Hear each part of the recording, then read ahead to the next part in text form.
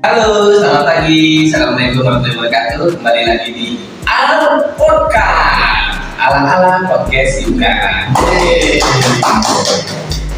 Kali ini kita akan membedah sebuah buku yang sangat fenomenal di kalangan sales, di kalangan pengusaha, pebisnis, yaitu adalah The Power of Sales Mindset. Jadi bagaimana seorang sales harus memiliki mindset yang benar-benar di luar pemikiran yang standar lah. Kali ini di Al Podcast ini kita juga mendatangkan narasumber kedua sales internasional yang sudah melalang buana di negara-negara lokal. Ya. Yang wanita kita kenalkan ada Desi. Oke. Lalu yang pria yang tampan gagah seperti Iron Man ada Mas Ade. Oke, silakan perkenalkan diri kalian dulu. Mbak Desi, apa kabar? Alhamdulillah baik nih Pak. Sebelumnya, kenalkan saya Desi dari Sales Lingkar Jakarta. Oke, sehat Mbak Desi kali ini? Alhamdulillah sehat Pak. Alhamdulillah. Mas Ade apa kabar? Alhamdulillah. Bersinar ya Mas Ade ini ya. Alhamdulillah. Apa yang resepnya Mas Ade biar bisa selalu semangat setiap hari ini? Olahraga Pak. Olahraga ya. Olahraga kita tetap harus rutin. Jadi biar badan kita sehat, pikiran kita tidak cemerlang. Jadi kalau kerja kita terus semangat. Luar biasa. Jadi kalau kita ingin terus beraktivitas secara sehat, kita harus seimbangkan antara olahraga dengan bekerja. Oke, kita masuk ke pembahasan nih. Mas Ade dan Mbak Desi, The Power of Sales Mindset. Menurut Mbak Desi, apa sih The Power of Sales Mindset itu? Kalau menurut saya gini loh Pak, kalau mindset kita sebagai sales itu harus maju ke depan. Kita tidak boleh mentok di target begitu aja, tapi mentok kita harus melebihi yang kita inginkan gitu Pak. Jadi apa yang kita mindsetkan, apa yang kita pikirkan, maka insya Allah itu akan terjadi gitu Pak. Jadi kita tidak boleh pesimis dengan kondisi kita saat ini. Kita harus tetap maksimal, berusaha secara maksimal. Oke, jadi kalau saya mengambil yang tadi Mbak Desi jelaskan, itu berarti kita nggak boleh ibaratnya seujung pesimis ya. Jadi kita harus benar-benar positive thinking ya, dengan situasi apapun ya. Benar. Oke. Dalam situasi seperti yang tadi Mbak Desi jelaskan, mungkin Mas Ade ada pendapat lain? Kalau menurut saya sih udah bagus ya dari Mbak Desi, itu keren banget. Paling saya sedikit tambahan aja sih. Intinya kita harus positif, kita jangan pesimis. Selalu berpikir positif, walaupun kadang kita mengalami tekanan atau ya macam-macam lah kalau namanya dunia sales. Kita alami semuanya. Kadang itu membuat mood kita menjadi turun ya. Tapi kita harus ingat lagi, selain kita punya target, kita juga punya keperluan nih. Kita pasti dalam target itu kita punya sesuatu nih. Kita punya sesuatu nih. Apa yang pengen kita capai nih? Yang untuk pribadi kita selain untuk memajukan perusahaan kita. Jadi itu yang harus kita pegang dulu. Wah, super sekali ini penjelasan dari Mas Ade dan Mbak Desi. Ya memang di dunia sales itu pasang surut pasti datang ya. Pasti Pak. Apalagi dengan kebutuhan pribadi kita sendiri, lalu tantangan ada di keluarga, lingkungannya itu pasti ya. Pasti. Jadi gimana sebisa mungkin saat kita udah mulai punya target, ingin jualan, mindset kita perlu setting ya. Perlu Pak, paling penting itu. Oke. Bisa nggak di dalam seorang sales mindset itu mempengaruhi goal atau target yang ingin dituju? Pasti Pak. Bisa ya? Bisa. Gimana tuh misalkan? Misalkan gini loh Pak, kita mindsetnya udah targetnya 150 juta nih. Terus dalam proses penjualan itu terjadi kegagalan Pak.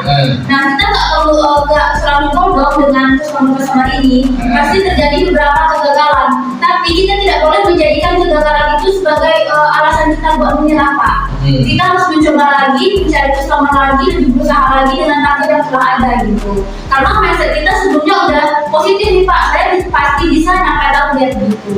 Oh gitu. Iya. Dan ada lagi Pak, Oke, gimana Mas Ade? Jadi mindset kita itu dibentuk sebenarnya dari doa kita juga. Masya Allah, calon nih. Selain kita terbentuk mindset dari pikiran kita sendiri, kita tetap harus berdoa, Pak. Itu yang paling utama. Kita kan sebagai seorang yang beriman, kita harus berusaha dan berdoa. Jadi gimana mindset kita mau terbentuk secara positif kalau kita nggak berdoa? Jadi kita berdoa dulu, semoga hari ini kita lebih baik dari hari yang kemarin, dan semoga hari ini kita mencapai target bahkan bisa melebihi. Dan kalau mindset kita bisa punya melebihi dari target, misalkan kayak dari pada 950, kita nih usahain nih mindset kita jangan 150 nih, di 200 atau di 250 gitu.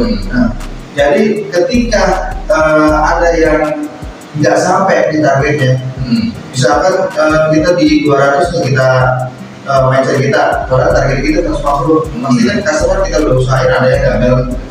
Nah, kalau ada beberapa yang gagal, setidaknya bisa kurang dari 200, bisa di 180, 170, setidaknya 150 kita sampai gitu. Jadi kalau misalkan kita mentok di 150, ada yang gagal, berarti bisa juga di bawah 150 dong. Benar. Berarti usahakan kita lebih dari target mindset kita. Oke, luar biasa. Jadi intinya adalah kita tinggikan dulu standar kita pribadi ya. Iya. Betul. Jadi misalkan Mbak Desi, Mas Ade memiliki target misalkan memiliki mobil Honda Civic, tetapi harus memiliki mobil yang lebih dari itu ya. Minimum nanti jangan di Civic lah, jangan gitu ya. Iya. Lalu misalkan punya target tadi 150, kita harus bisa 250 juta, 300 juta, karena agar minimum kita itu akan menjadi target yang tadi capai lah ya, misalkan seperti itu. Oke. Lalu juga kita harus menyeimbangkan ya, sobat Yukan ya, kita harus menyeimbangkan antara doa dan juga dengan usaha ya. Setidaknya doa itu akan menjadi afirmasi kita untuk kita melangkah setiap di prosesnya ya. Karena mustahil kalau kita berusaha tetapi kita tidak berdoa memohon padanya, itu ya sia-sia lah ya. Jadi seperti itu. Jadi doa dulu, kita dahulukan hati kita, lalu kita prosesnya mengikuti insyaallah ya.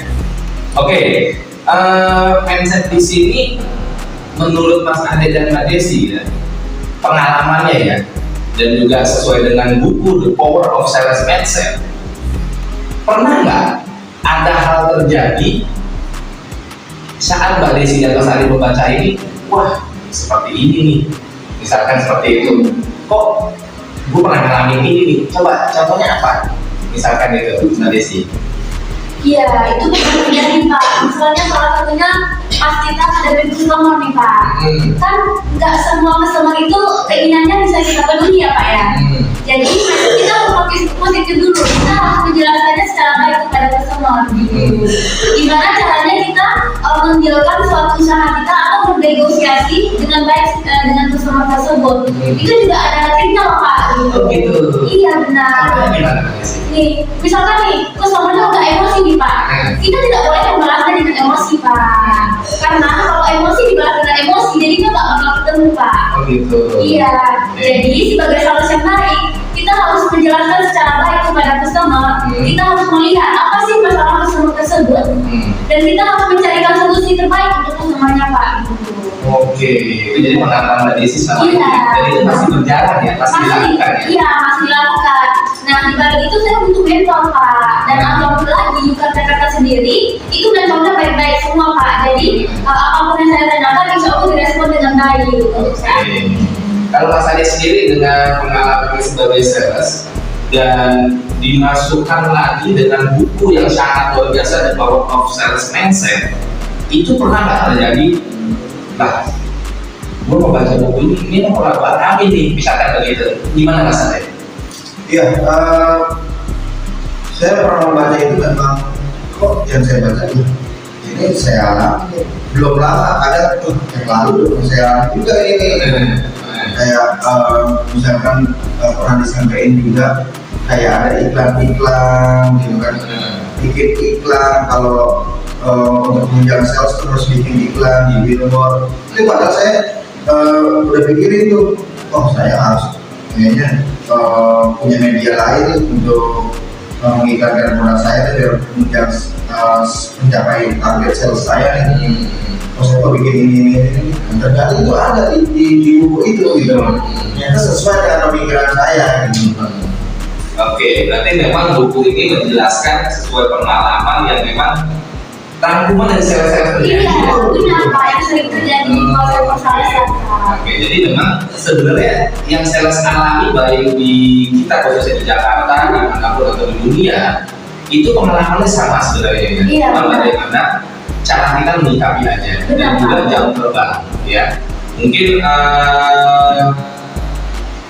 untuk resolusi Mbak Desi dan Mas Ade di tahun 2023 ini sudah men-setting mindset apa nih untuk mencapai target-target 2023 dengan rangkuman buku tadi ini, Iya. Power of Sales Mindset itu seperti apa resolusinya?